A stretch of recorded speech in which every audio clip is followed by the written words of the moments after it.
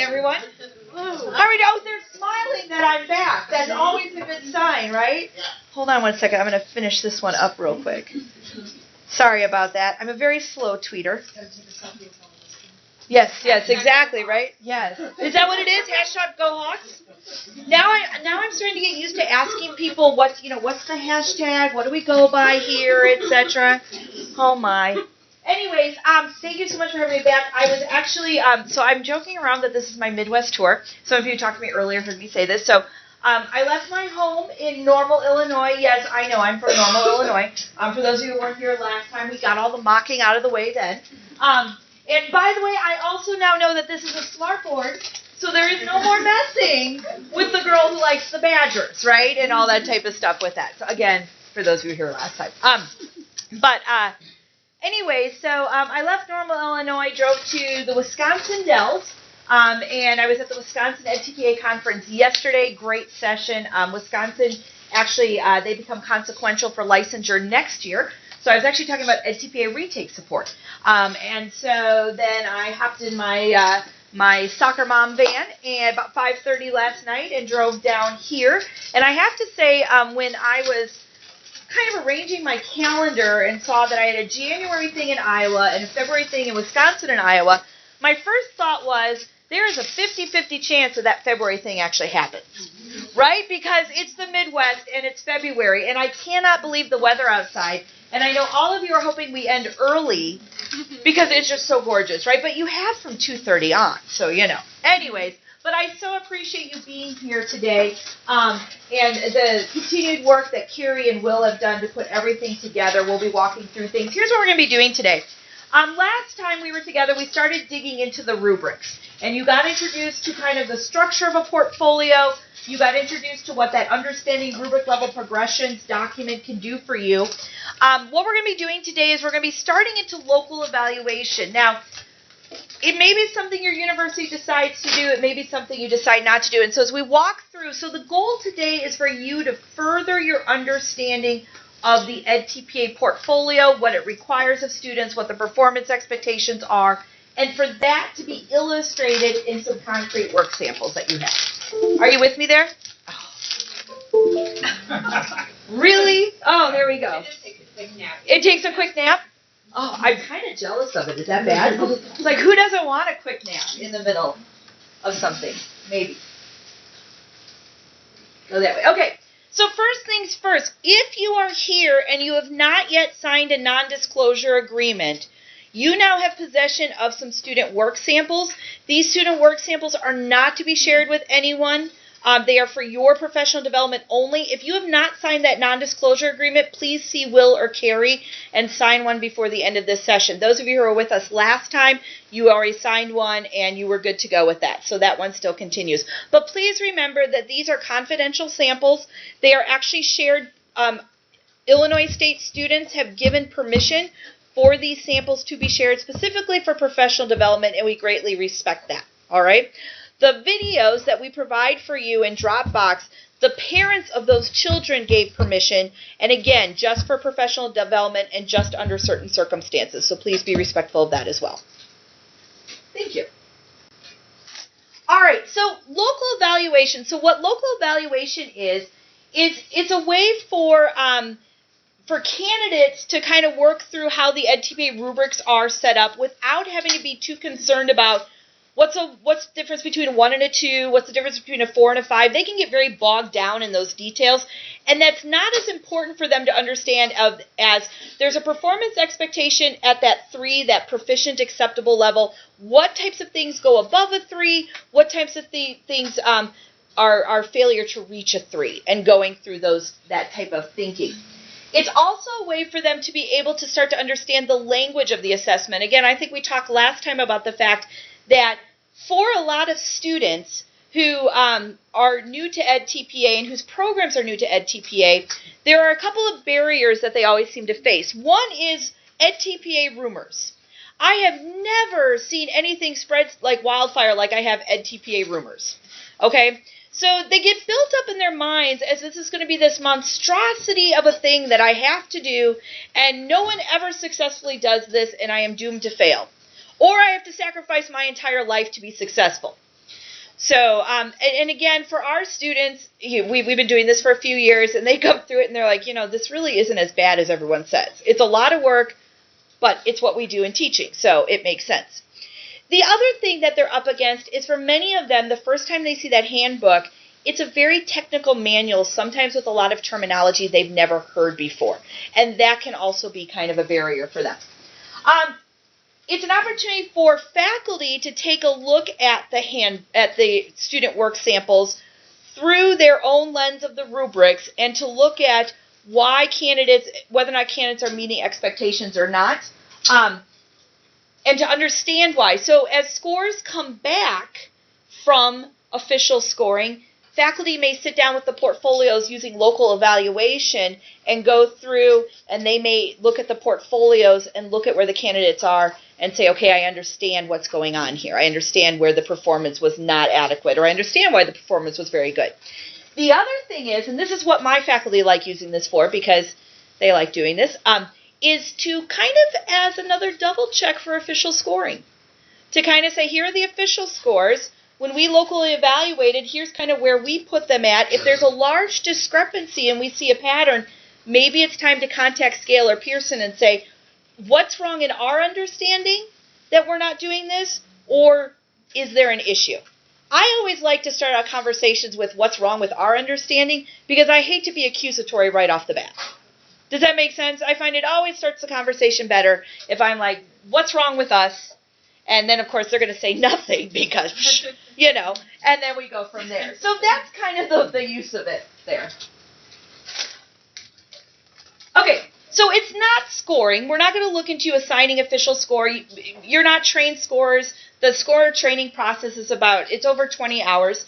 It's fairly intense. In fact, I just saw a statistic. Andrea Whitaker, who's the director of Scale, who created the assessment, just showed us numbers that in 2015 they had over 8,000 scorers hired in the hiring process, and only about 2,300 qualified to be scorers. So that kind of shows you the rigor of the actual scorer training process in terms of what you have to go through, the calibration of things, etc. And having been through that scorer training process myself, I can guarantee you it's very rigorous. In fact, it's probably the strongest type of inter-rater reliability checking I've ever seen. And I've been in education for 21 years. So I know it kind of put, and when you record this, don't make this public to ISU.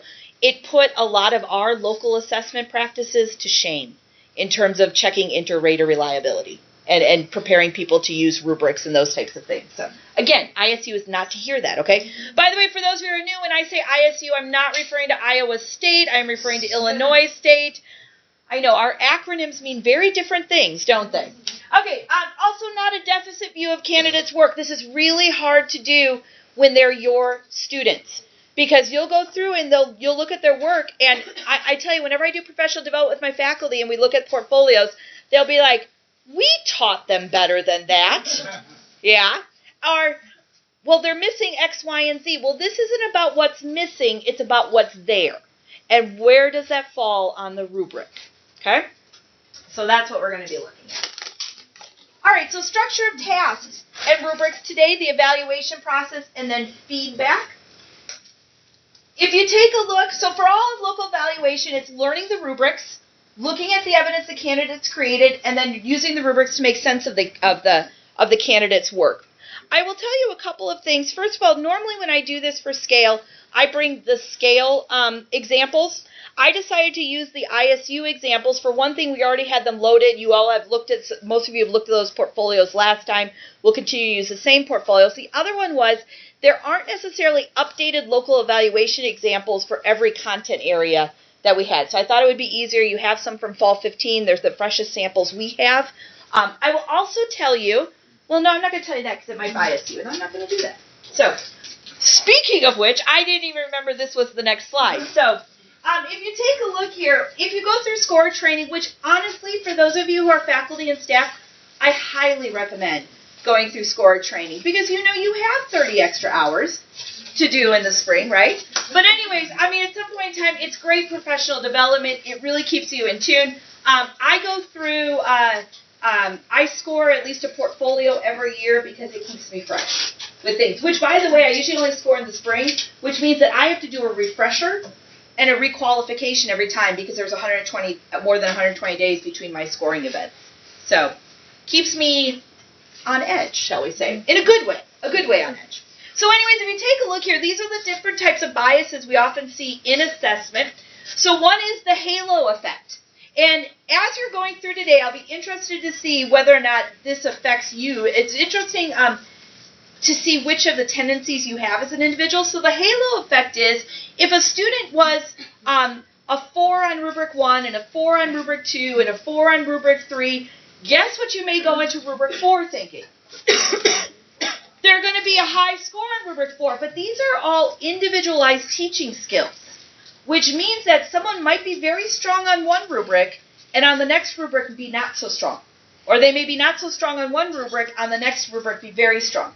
And so the idea is you have to look only through the lens of that rubric and what evidence applies for that rubric. Leniency and stringency. We see this a lot when people look at their own students' work. Okay? I tend to be a stringent person when I'm looking at my students' work. I'm very demanding when I was a methods instructor, a supervisor, a cooperating teacher, a high school teacher. Very demanding of the work. I have colleagues who are lenient people when they're looking at their students' own work. They give them the benefit of the doubt. They say things like, well, I kind of know what they're saying there, so we'll do. And so we work very hard, just follow the evidence. Right? Grade level teaching assignment. There may be times where, especially like in elementary ed, a person is normally, most of their expertise is in first grade and they're grading a fifth grade portfolio. Again, you have to make sure you look just through the rubrics. Quality of writing.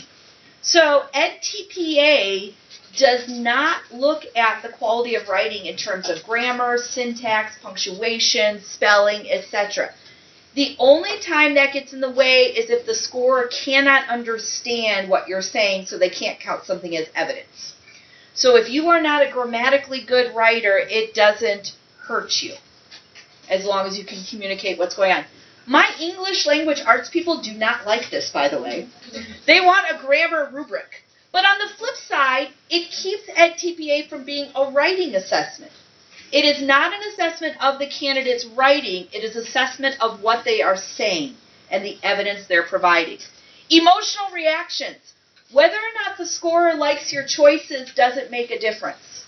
Whether or not they would have chosen that particular lab. I always use science examples, sorry, but if they're teaching mitosis, meiosis, and they use this lab, and I'm sitting there going, oh, but there's so much better labs out there, it doesn't matter, that's not on the rubric.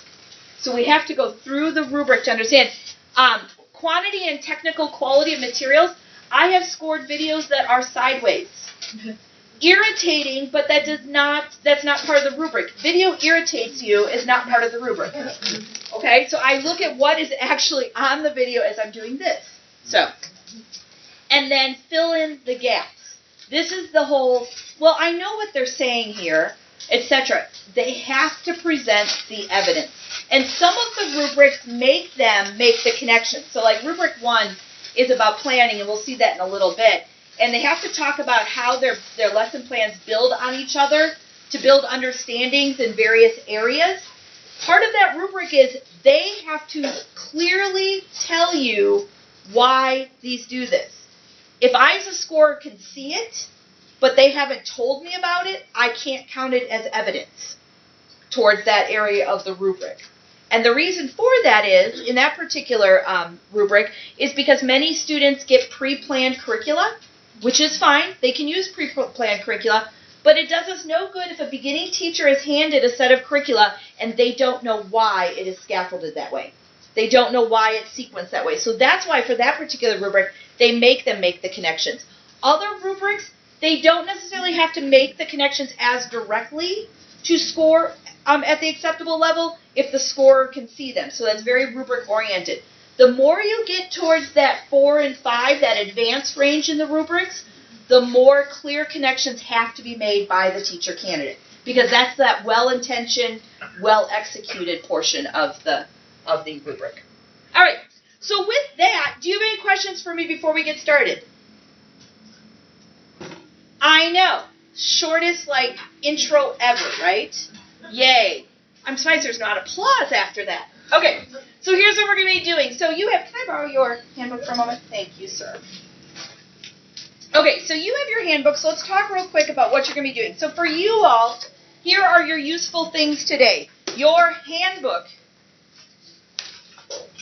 Do you get a feeling by the time this is all over with, not today, but, in a few months, this will be just a well-loved, dog-eared document. I know. All right. You have the understanding rubric level progressions there. You may refer to that. Again, this is where every rubric is dug down. By the way, I have to tell you all, I am so, there's our whistle. You know what is so funny? The other day at ISU, I was walking across our quad, and at noon, the ISU fight song started singing, it started playing, and all I could think of was, we have our own version of the whistle. The sad thing is I've been at ISU 11 years, and that's the first time that's registered with me. So they keep me busy. That's my excuse. So for this particular one, again, you can refer to this for clarification out of the local evaluation rubrics. The local evaluation rubrics, and I'll put this up on the screen in just a moment. These local evaluation rubrics, they take the 5-scale rubric and they break it down into 3 buckets: emerging, proficient, and advanced. It helps you not get caught up as much in the nuances between a 4 and a 5, because that's really not what you want to know at this stage. What you really want to know is kind of what's that not quite there yet, what's the there yet, what's the performing above and beyond in this particular rubric. And those are, again, individualized for your content area. What I was going to say before we got started, before the whistle blew and my little mind went off for a while, was I'm so jealous of you all because understanding rubric level progressions was not available to this past fall. And it is such a fantastic document that really lays out exactly what the scores look at, what the performance expectations are. And I was a science scorer for a couple of years, and it frustrated me that I could not tell my faculty and could not show them that document because of confidentiality reasons. So I was over the moon when they showed that. And then what you're going to have is you've got candidate material. So in each one of these, in the purple pocket, that's fun, purple pocket. In the purple pocket, you're going to have the context for learning and the planning commentary. Now, we'll see who's done their homework and is really starting to speak edTPA. What task does the planning commentary and the context for learning go with? Go ahead, say it out loud. 1. It goes with task 1. Very good, because that's the planning task. It's got tricky titles, doesn't it? Planning commentary goes with the planning task. Now, 4 bonus points, of which I am not allotted to give whatsoever, but if we were, 4 bonus points. What other 3 artifacts go with task 1? This is for being the content area that's on top of things. I'm going to officially label you. How do you like that? Come on. Give me 1. What's another thing we're going to see out of task 1 that the student teacher will have created? Lesson plans. Very good. We got lesson plans. There's one of them. Good. What else? They took the easy one, by the way. Now this table's winning so far. All right. Written responses to the prompts. Well, that's the planning commentary. The planning commentary is the written responses to the prompts. What did you say? Instruction. Okay, so I have to say that this gentleman right here, A+, because he's got the overview of the tasks open in the handbook. Fantastic use of resources, right? Thank you. It's like when I taught high school science and the one kid who finally figures out to get out his notes, because I'm not going away. I'm not going to stop asking the question until I get the answer. So we've got the lesson plans, the instructional materials, and we've already got that. We've got context for learning and planning commentary, instructional materials, lesson plans, and assessments. Very good. And assessments. So those are the 5 things you'll be looking at in task 1. In task 2, which is about what? What does task 2 look at?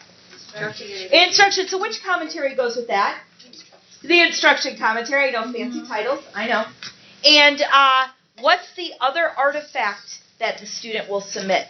Video clips. Video clips. Very good. See? I'm telling you, this table right here, they've got their charts out. They're all over it. And then the third task, by the way, this is very good exploration of the handbook at the same time. Yes. Assessment is task 3. And what do they submit for assessment? Student work samples. Evidence of feedback. Evidence of feedback. Assessment commentary. Evaluation criteria. Evaluation criteria. Very good. So if you look in your binder, you have the 3 commentaries in the context for learning. So everything that's completed on an edTPA template is in the purple. Okay? Your colors are different. Sorry. The first packet of materials. Thank you for letting me know that. I could have really confused the back there. I'm just teasing. And then you're going to find that you have the lesson plans, instructional materials, assessments, and the student work samples. You don't have the videos in your binder. I hope I don't have to explain why. Very good. So we're going to start with task 1. And by the way, you all need to give Will and Carrie huge credit for putting these binders together. That is a lot of work. Yeah. Because remember that all of you, your content areas have all different things in them. So they had to keep straight what commentaries went with what, and the work samples and all that good stuff. So they were great. So what we're going to be doing is, as a group, we're going to do an overview of each rubric and strategies for navigating the task and evidence. Individually, you're going to read, gather evidence, and map it to the rubric. Then as a table, you're going to discuss to come to agreement. Try to make those civil agreements, please. And compare it to provided evaluation. So I actually have for you, over here, you're just fine. I actually have, for lack of a better word, the answer key. So for each of your things, I've highlighted on the rubric actually where they were at. So you can, come up and grab your packet as needed. I only have 1 packet per content area, so share nicely. All right? I'm sure you will, right? I don't know, my faculty really always want to find out if they're right, quote unquote. So here's what we're going to be doing. We're going to read the context for learning, evaluate task 1. We'll move on to task 2, and we'll kind of pause in between. So we'll kind of, after task 1, we'll regroup, talk about some things, and then move on to task 2 and then task 3. Are you ready to get started? Excellent. Okay, so here we go. So here are the 5 rubrics, and here are the artifacts. And we've already been through that. You guys are now experts, so we can move on from there, right? Here, for the reminder, for all of you, and for those of you who weren't here last time, remember that the rubrics are all set up conceptually the same.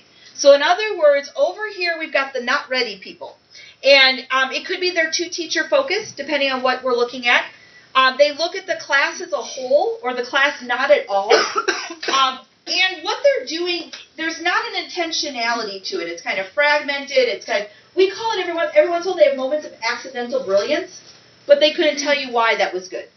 You're seeing it and you know it's good, but they have no clue no it's good. And the fact them repeating that over and over again is not a pattern. On the other side, you'll see as we move across, we move from being teacher-focused to student-focused. What's going on with the students? How do I plan to meet the students' needs? From the whole class to seeing our group as individuals and as of different groups of learners. And that's very interesting when you watch them move from seeing individuals who have legal obligations to meet to starting to see them as groups of learners without the paperwork of IEPs or 504s. That they can move beyond their legal obligations to actually seeing students as groups of learners outside of those.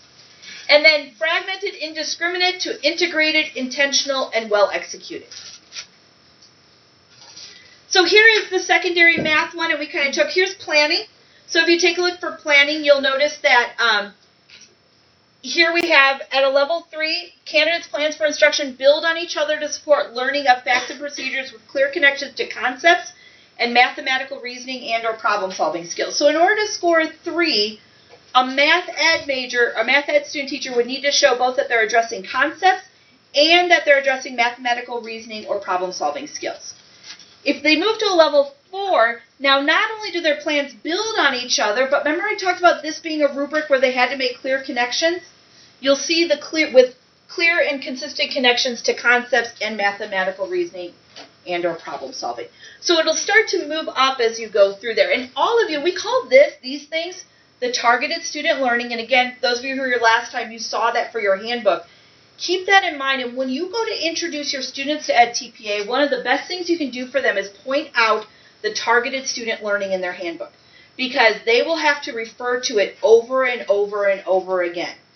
Throughout their planning, they'll have to capture it on video during their task too. So if they understand that targeted student learning is the centerpiece of their edTPA discussion, it's going to go a long way to preparing them. So that rubric was there. Now this is what the local evaluation rubric looks like. So what they've done is, notice they've taken rubric levels 1 and 2, and now they've made that into emerging. Rubric level 3 is proficient, and rubric levels 4 and 5 are advanced. So instead of going into 1, 2, 3, 4, or 5, we now talk it as being emerging, proficient, and advanced. Here's why this is important for you as faculty. It is very important that you not assign scores to your students' work.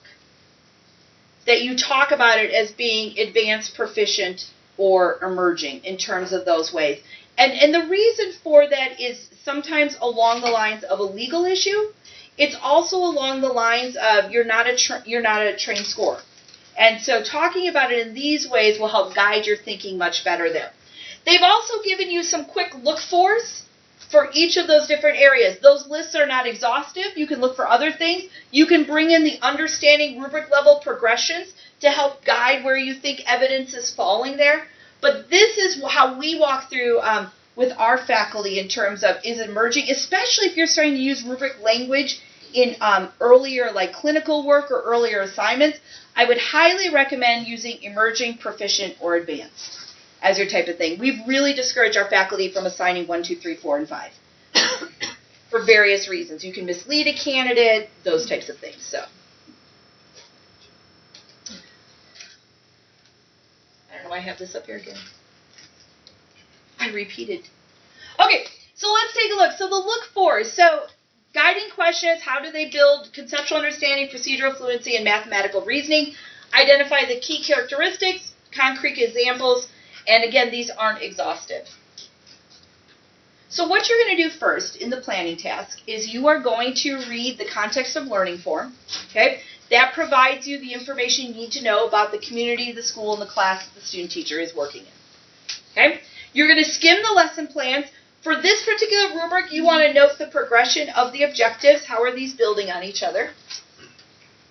And you want to read the commentary. Now, in this particular case, you want to read the commentary question 1 only, the full part of question 1. That's what goes with the rubric. Good grief. I'm already losing words. So the goal here is you're going to identify evidence that aligns with the performance category. If you have a hard copy, you may want to highlight or underline the evidence that you're seeing amongst the context for learning, the lesson plans, and the planning commentary. We're not doing electronics, so you don't have to worry about that. Make sense so far? Are we good? So we're just gonna do rubric 1 for right now, and then we'll talk about how it went and what you guys think. Okay.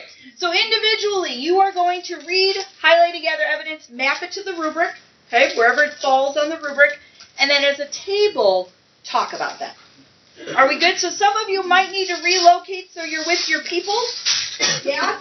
Is this a good time to do it? Have we gotten enough of our food consumed that we are now mobile again? All right, good. So, off to rubric 1. For just a couple of moments, right now I will tell you that task 1 takes the longest to score. Can you see why? No. There's a lot of material to go through. Here's what we're going to do. If your group is still working on task 1, feel free to go ahead and keep doing so. I'm going to, rubric 1. We're going to move on to rubrics 2 and 3 for the groups who are done with rubric 1. I'm going to get them started, and I'll get everybody caught up, okay? All right. So, rubrics 2 and 3, we're going to be talking about planning to support individual learners. This is the differentiation rubric. All right? And so we're going to take a look at the center. This rubric looks the same for all content areas, by the way. So that makes it kind of interesting. At Proficient, plan supports are tied to learning objectives and the central focus with attention to characteristics of the class as a whole. Guess what happens as we moved into that advanced performance? What happens to the class as a whole? We start looking at what? Individuals or different groups of learners, exactly. Okay? Here's secondary math with that. This is rubric 3. Rubric 3 now, and there's a reason why we're doing rubrics 2 and 3 together, and I'll get to that in a moment. You'll see when we get to the evidence. So rubric 3 now is using knowledge of students to inform teaching and learning. This, again, is the same for every handbook. And so if you look at the middle section, candidate justifies why learning tasks are appropriate using examples of students' prior academic learning or personal, cultural, or community assets. When we move to advanced, now we've addressed both of those. So that's one jump. Then this also has a secondary criterion of supporting your decisions with research. A little bit about secondary criteria. If they have a very strong primary criteria, they can still score a 3 without having research. They cannot score above a 3 without having research. Okay?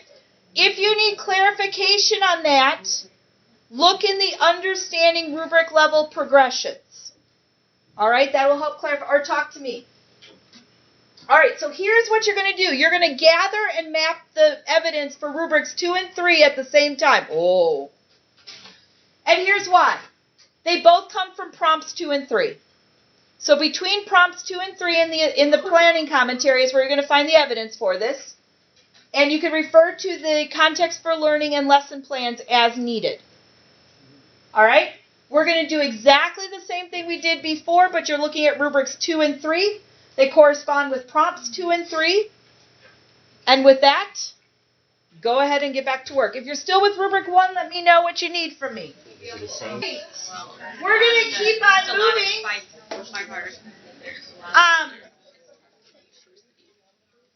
We are actually going to,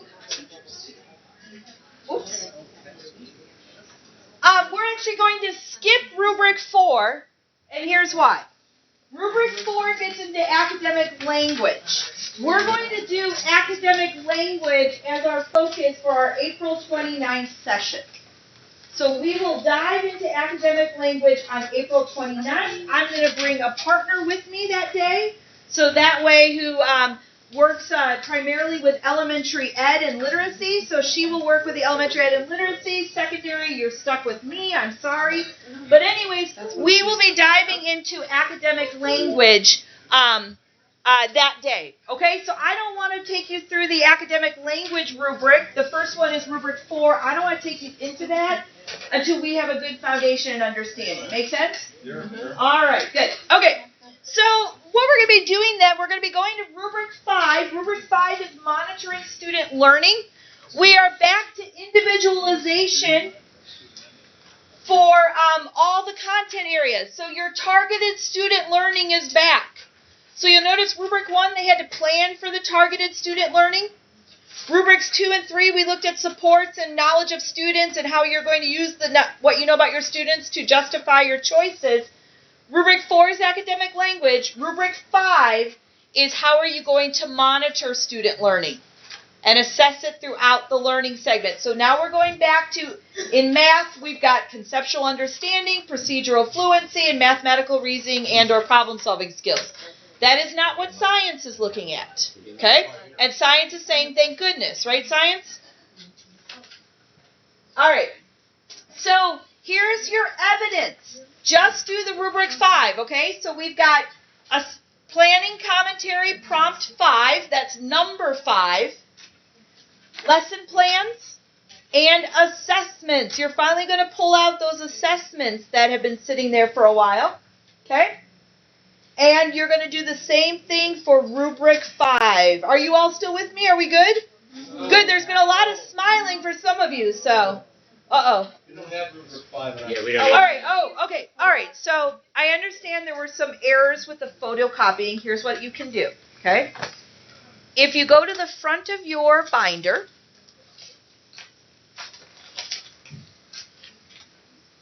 Everybody's at the front of their binder? What document do you see at the front of your binder? The handbook, correct. You've got your handbook. If you go into your handbook, you have rubric 5. It's just not set, it's the same wording, it's just not set up as a local assessment, local evaluation. Just use that. Okay? If you need some more things to look for, you can look at rubric 5 in your understanding rubric level progression. Okay? I will come to tables as you need me. Feel free. Most of the people who call me over find me quite friendly. So, all right.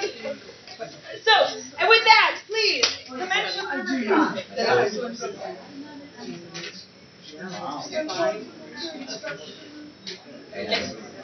we're going to go ahead and get started with our next segment.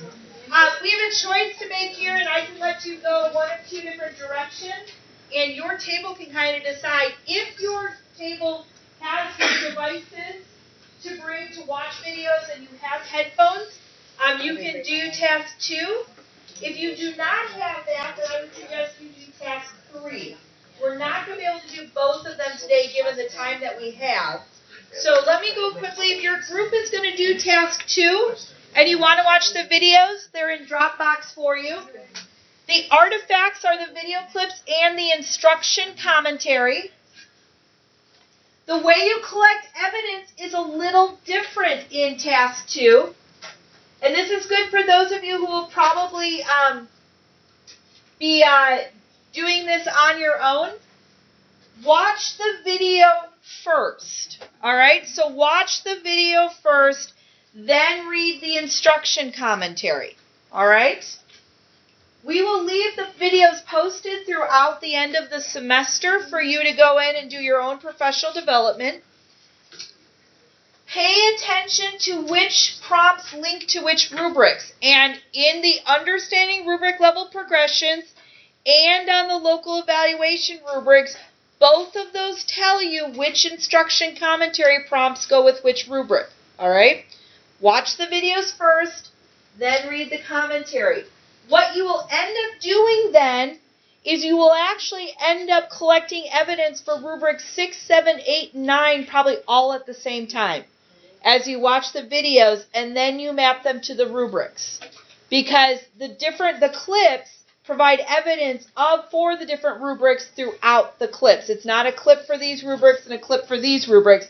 They can provide evidence throughout. So as you're navigating that, you may end up watching the same time clip over and over again and pausing it and being like, okay, this goes to this goes to this, etc. All right? How many of you are going to be working on task 2? Okay, so I've got some task 2. Let me go on to task 3. Rubric 10, by the way, rubric 10 is also with task 2. Rubric 10 is they're reflecting on their teaching and what they would change if they could go back. So they'll use evidence from the video, but it's actually tied directly to their commentary response. That is what you do. Okay, so for task 3, you're going to have the assessment commentary and the student work samples and the evaluation criteria. So the student work samples were in the same packet where you found the lesson plans, the assessments, etc. That was all in that same packet. And the assessment commentary. So for task 3, so if you're doing task 3, please pull out your assessment commentary and your student work samples. And if you're having a hard time finding those, let me know.